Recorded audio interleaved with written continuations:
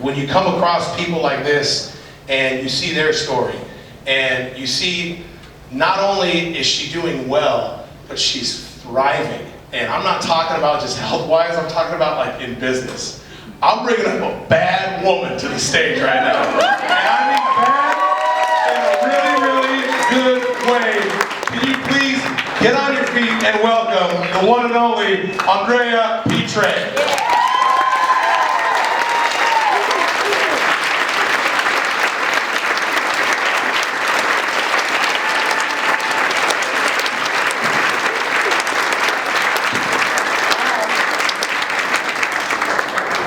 That was quite an introduction. Hopefully I can live up to that. So thank you all for being here tonight. I can't believe the amazing generosity of this group here. It's totally awesome.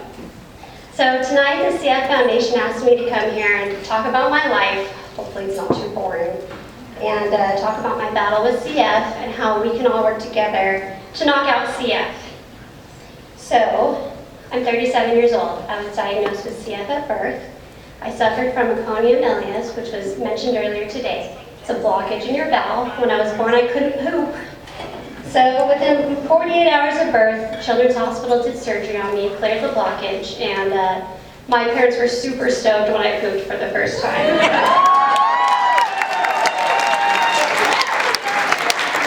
So little did my parents know that their happy poop dance was foreshadowing of everybody being overly informed about my bodily fluids. So my diagnosis with CF was a huge shock. No one in my family had CF before me. My parents didn't even know what it was. In 1980, when I was born, my parents were told I'd never play sports, I would never eat pizza. I'm not sure why they told them that. I wouldn't have a normal childhood. I would never play sports. I would be sick. I would be in the hospital. In 1980, the CF Foundation statistics predicted that a child born with CF would live to the age of 19.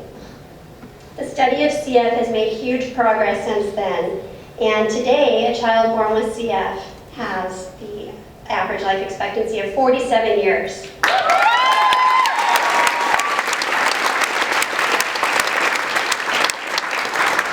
So to put things in perspective, when I first started writing this speech a few weeks ago, the average life was 41 years, and now it's 47. Yeah. That's progress.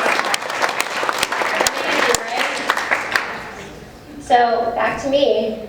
I've never met my parents, but they're pretty determined and defiant. They decided early on that I wouldn't be defined by my CF. I believe that decision set me on the path to be who I am today. So growing up, I played sports. I was encouraged to do activities. I did well at school. In high school, I played softball and volleyball. I played water polo. I really suck at swimming, so I don't know why I did that.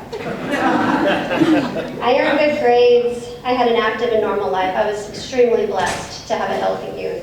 I graduated high school, and in 1998, my parents packed me off to college at UC Davis. So I learned a lot at college.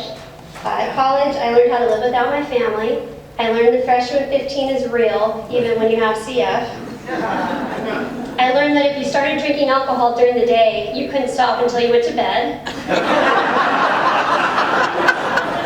I learned that I love learning, and I learned that I'm a fighter. When I came home winter break my freshman year, I was really sick. I had a horrible fever, and after a week in the hospital, the team of doctors finally realized I had a horrible sinus infection and a failing gallbladder, both the effects of my CF. So over winter break, I had sinus surgery, and I returned to school with a low-fat diet, 30 pounds lighter, which was pretty good after the freshman 15. After a pretty rough winter break, I was determined to not let CF hold me down. I could have taken the quarter off, and I'm sure my mom would have been happy if I had, but instead, I went back to school, and I really killed it that semester, so it was great. But at that time, I decided that CF wasn't going to define me. I was in charge, not my disease. So, despite undergoing 2 significant sinus surgeries and the removal of my gallbladder, I graduated college in 4 years. I had a 3.5 GPA.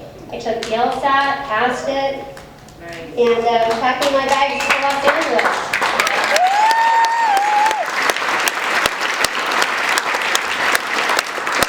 You guys beat me to the punch. I was going to UCLA for law school.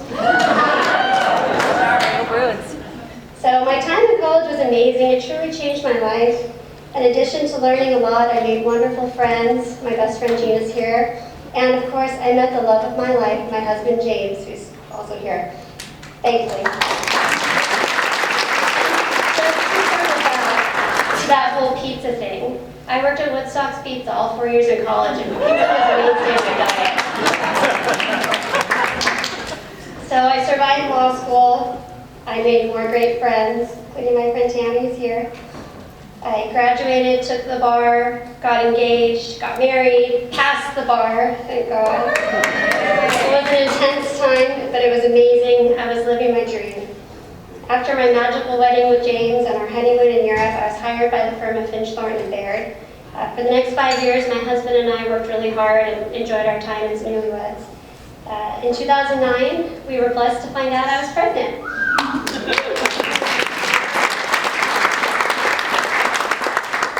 And on March 1st, 2010, our sweet daughter Madeline was born. She was and still is perfect, just ask me. She's healthy, and we couldn't be happier. So fast forward to today. Madeline's 7, James and I have been married for 12 years. I'm a partner at my law firm. There have been bumps in the road, several hospitalizations, an aggressive year-long antibiotic treatment, sinus surgery, but we deal with things as they come up, just like anyone else. Looking back at my short 37 years, I realized that while I haven't let CF define me, it's definitely made me who I am today. I've got something to prove to myself and to the world. And as a result, I want to win, I want to be right, I want to be the best. It doesn't always happen, but that's who I am. So how do I do what I do? Unlike someone who doesn't have CF, I have a rigorous daily routine that I have to follow in order to maintain my baseline. My normal day begins with waking up early for a 20-minute breathing treatment and 30 to 60 minutes of exercise. I run, P90X, Insanity, anything new and not boring. I take pancreatic enzymes before every meal to help me digest my food, take indigestion medicine, take vitamins, supplements. I use up to 3 different inhalers a day. I rinse my sinuses with antibiotics twice a day. I take allergy medicine. And I end my day with another 30 to 40-minute breathing treatment. I work really hard to be a perfect patient. I do everything I'm told by the doctors most of the time. And I'm dedicated to staying on track. I work hard to maintain my health so that my life can be just that, life. And while I consider my life to be normal, some people may think it's remarkable that despite my prognosis, I've accomplished all that I have. I really can't take much credit for where I am today. I've had tremendous support from my family, friends, doctors, and law firm partners. Everyone's been there for me, stood alongside me while I've navigated my life with CF. And admittedly, it has become harder as I've become an adult, but nonetheless, I keep fighting. I can say with confidence I wouldn't be where I am today without the amazing care at the UCSD Adult Cystic Fibrosis Clinic. Dr. Conrad and the rest of his staff, some of whom are here today, have such a heart for their CF patients. And despite the growing number of patients at their clinic, which is really a great thing because that means more patients with CF are becoming adults. They work really hard to know each of their patients' personalities. I'll never forget in 2010 when I was struggling with my health and really putting others before me as a new mom. I had a conversation with Dr. Conrad and he said, I know it's going to be really hard, but you need to start running again. And being who I am and hating to be told I can't do something, I went to the gym the next day and ran 5 miles. So I showed him. But that conversation gave rise to the Petray Family Running Club. Back then it was me, my Doberman, and my daughter in a stroller, and sometimes my husband. Today I've run 4 half marathons and a marathon. And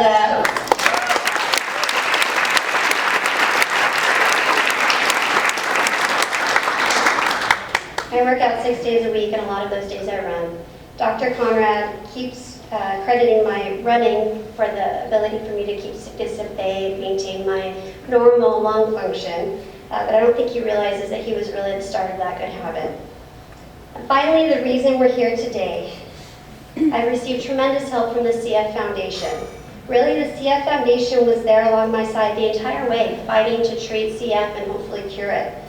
For example, the CF gene wasn't even discovered until 1989 when I was 9 years old. Every medication I take and treatment I do to maintain my health was the result of research and development funded by the CF Foundation.